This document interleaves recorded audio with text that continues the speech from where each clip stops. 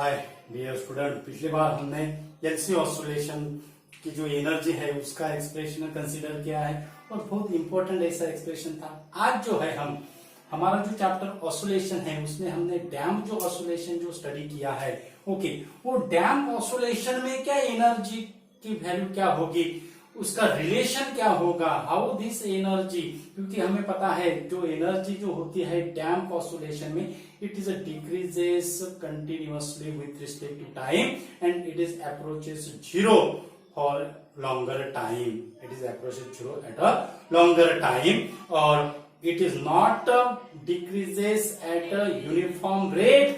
वो हमें क्या करना है, प्रूव करना है। तो इंपॉर्टेंट ऐसा आर्टिकल है हमारा, दैट इज एनर्जी इन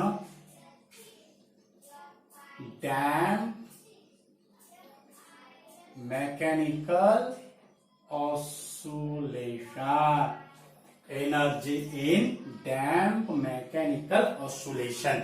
हमें डैम्प मैकेनिकल ऑसिलेशन का फॉर्मूला पता है। ये जो हमारा जो फॉर्मूला जो रहेगा यम ये that is equal to minus b v minus k x. अब इसको हम कैसे लिखते हैं, यम ये plus b v plus k x that is equal to zero, that is equal to zero.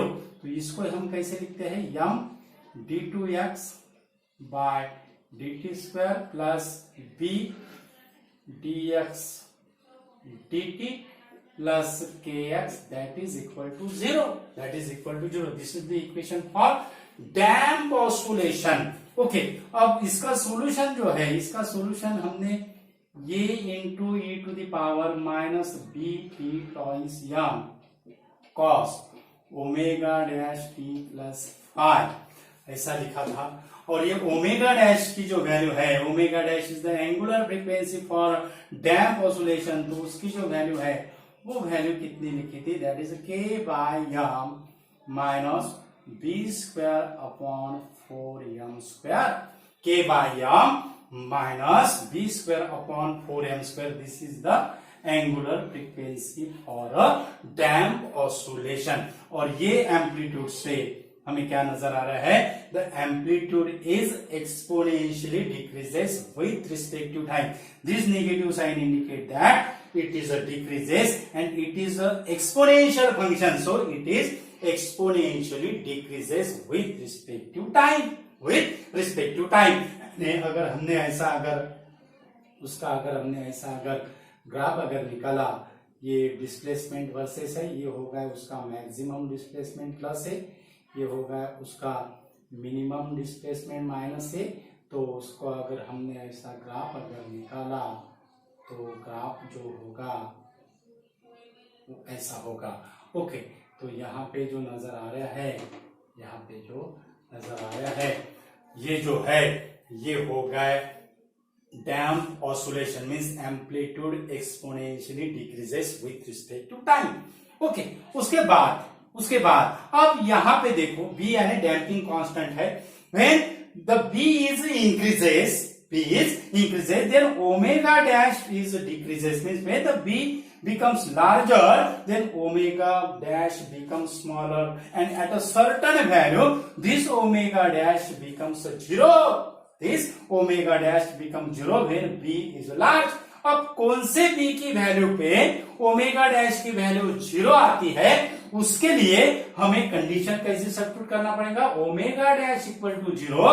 तो इस पे b की वैल्यू पे कौन से b की वैल्यू पे आएगी ओमेगा डैश की value zero, b square upon 4m square that is equal to zero. Therefore b equal to 2 under root km, b equal to 2 under root km। Omega dash equal to zero means the oscillation और body doesn't execute any oscillation, it return in equilibrium position without oscillation. Angular frequency की value zero है, means there is no oscillation, there is no oscillation means body return to its equilibrium position without oscillation when it is displaced from its mean position or when it is released or displaced. Okay, so this condition, that is b equal to 2 under root km, there is no oscillation. This is the condition for critical damping. This is the condition for critical damping. And if the value of B is greater than 2 under root km, k means force constant, m means mass, it is not a kilometer. The B value is greater than 2 under root km, then the condition is the overdamping. Condition is the overdamping. Overdamping, critical damping, overdamping and underdamping. Underdamping के लिए ये equation satisfied होने को ना. अब ओवरडैम्पिंग condition के लिए ये इक्वेशन नहीं होगा. ओवरडैम्पिंग कंडीशन के लिए ये इक्वेशन सेटिस्फाइड नहीं करेगा, उसका दूसरा इक्वेशन होगा. फिर ओवरडैम्पिंग कंडीशन के लिए this equation is not possible. Means ये इक्वेशन कौन से कंडीशन के लिए? Underdamping condition for omega dash, और उसकी value under root k m minus b square upon 4m square. Omega equal to under root k M.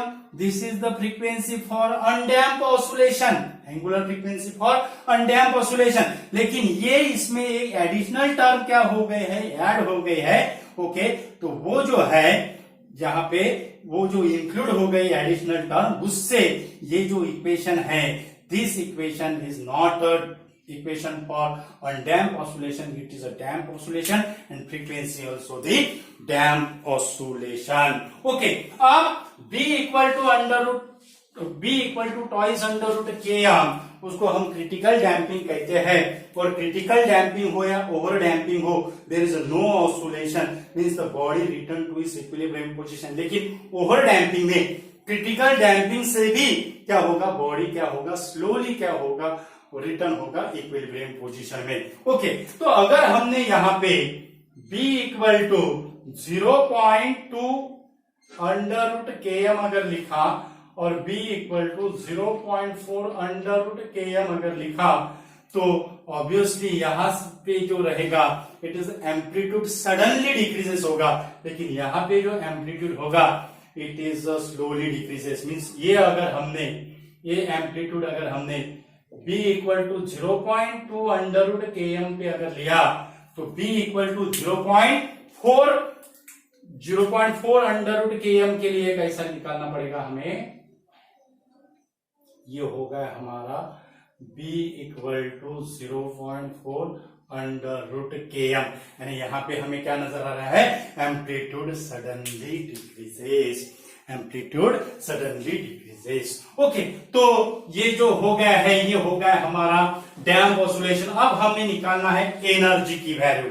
अब हमें क्या निकालना है, एनर्जी की वैल्यू. अब एनर्जी की वैल्यू के लिए एनर्जी की वैल्यू के लिए हमें पता है जो टोटल मैकेनिकल जो एनर्जी रहेगी, means damping force, it is a non conservative force. Means for a non-conservative system, energy not remain constant. Energy not remain constant. It is a decreases. And it is a approaches to zero for a longer time. Means it is approaches to zero at a longer time. Okay, तो अगर ज्यादा अगर time अगर होगा तो उसकी value क्या होगी, जीरो हो सकती है. Okay, it is decreases and it become zero at a certain time. Okay, तो हमें क्या निकालना है, आप rate of change of total mechanical energy. Total mechanical energy E की जो वैल्यू होती है हमें पता है, that is 1/2m v square plus 1/2 k x square. 1/2m v square plus 1/2 k x square. अब dE by dt that is equal to dE by dt, that is इसका time derivative हमें निकालना है. टाइम डेरिवेटिव अगर निकालना है तो इसका टाइम डेरिवेटिव क्या होगा, v स्क्वायर का time derivative twice v dV by dt.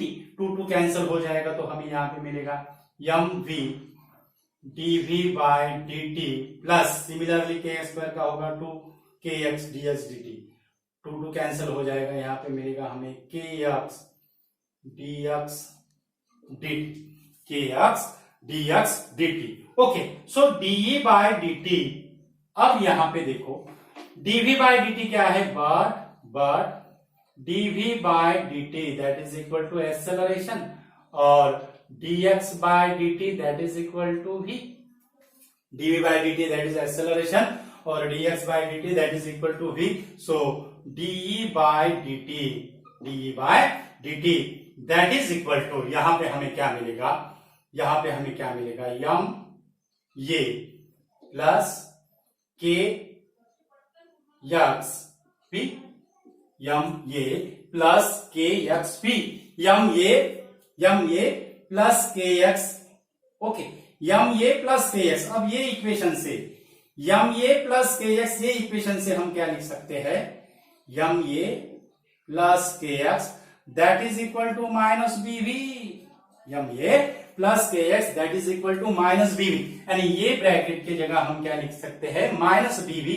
So d by d t that is equal to minus b v into v that is equal to minus b v square. बहुत इंपॉर्टेंट ऐसा equation है, d by d t that is equal to minus b v into v. Minus b v किसकी value है, damping force की, v क्या है, velocity है, यानी d by d t that is equal to force into velocity, और यहां पे कौन सा फोर्स है, डैम्पिंग फोर्स।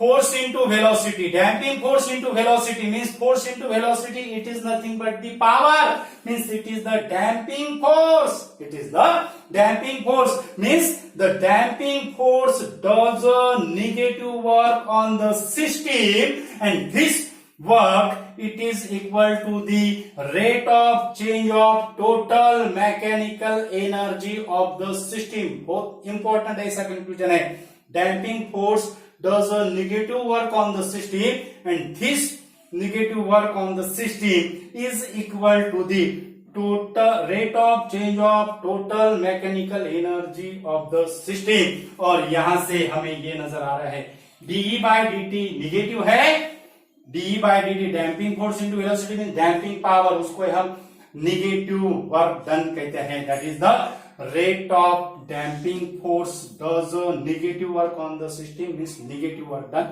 ओके, रेट उसका निगेटिव है तो यहां पे उसका निगेटिव आया है।